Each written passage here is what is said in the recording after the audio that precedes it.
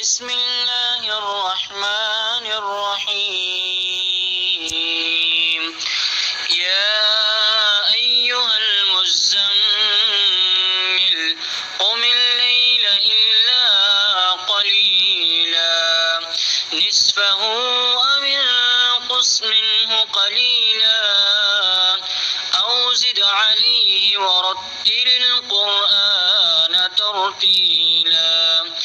إنا سنلقي عليك قولا ثقيلا إن ناشئة الليل هي أشد وطئا وأقوم قيلا إن لك في النهار سبحا طويلا واذكر اسم ربك وتبتل إليه تبتيلا رب المشرق والمغرب لا إله إلا هو فاتخذه وكيلا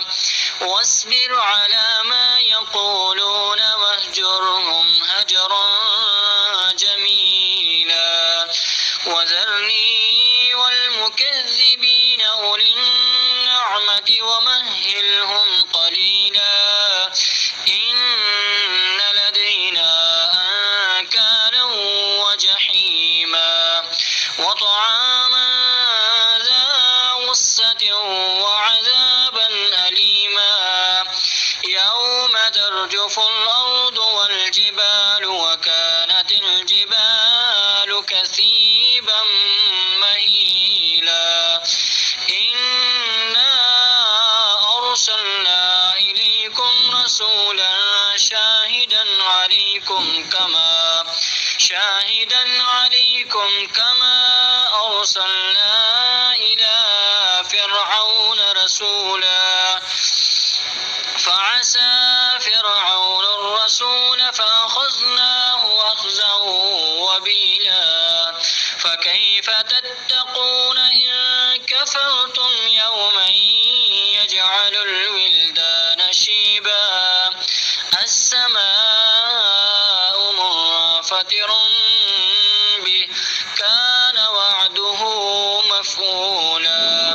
إن هذه تذكرة فمن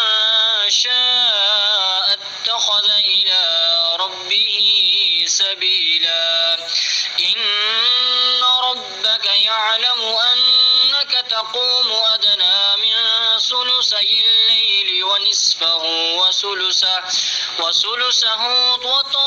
وطائفة من الذين معك والله يقدر الليل والنهار علم أن لا تحصوه فتاب عليكم فاقرؤوا ما تيسر من القرآن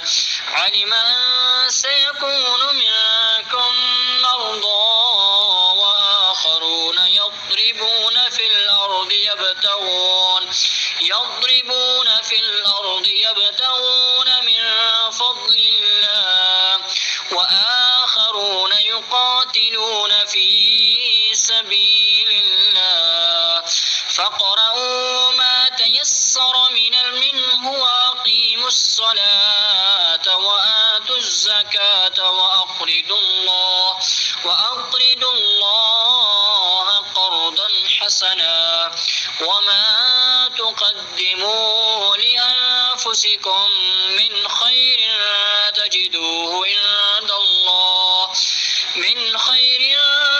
تجدوه عند الله وخيرا